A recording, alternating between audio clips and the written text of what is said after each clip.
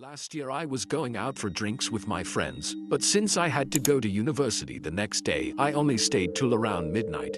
My boyfriend promised to pick me up and go home with me, because I don't like to take the subway alone at night. Since I was pretty drunk by then, I took a little too long walking out of the pub.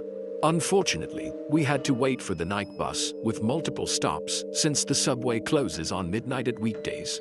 For context, my boyfriend and I don't live together but very close to each other, around 15 to 20 minutes walking distance. Both areas are pretty crappy. He lives near a train station, many crackheads, homeless and sketchy people around, and I live in Sheet Bad district with a high crime rate.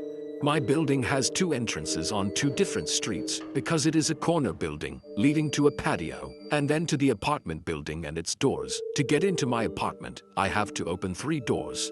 I usually use the entrance door that is nearer to the subway and on the side of my apartment. We had to take 2 buses to go home. One drove us to the train station and the next one from the train station to my apartment. After getting out of the first bus, we realized that we would have to wait for around 20 minutes or something for the second bus to come. And since I really had to sleep at home for the class next day, I didn't want to stay at his place. My boyfriend didn't want to wait, so he persuaded me to walk instead of taking the bus, which sober me would have never done. But since I was still drunk, I didn't care how we got home, so I agreed. So, we started to walk home and passed a few sketchy people, mostly selling drugs, but nothing really bad.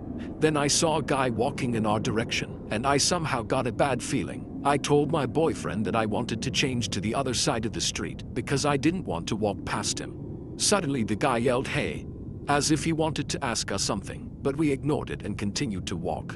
He got louder and louder until he started to yell. I could see from the corner of my eye that he was coming over, so I whispered, "Run," to my boyfriend, took his hand and ran the fastest I could while he was chasing us.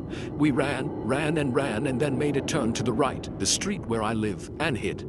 It seemed like he was gone, so I took my keys out and we started running towards my building, taking the other entrance of my building that I normally didn't use. As I was trying to open the door, my boyfriend started panicking, throwing me inside the patio and closing the door aggressively, and then pushing me to the building.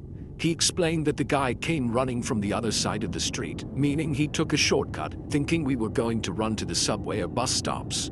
If we had taken the other entrance, he would have been clearly the faster one. We unfortunately didn't call the police, which I regret.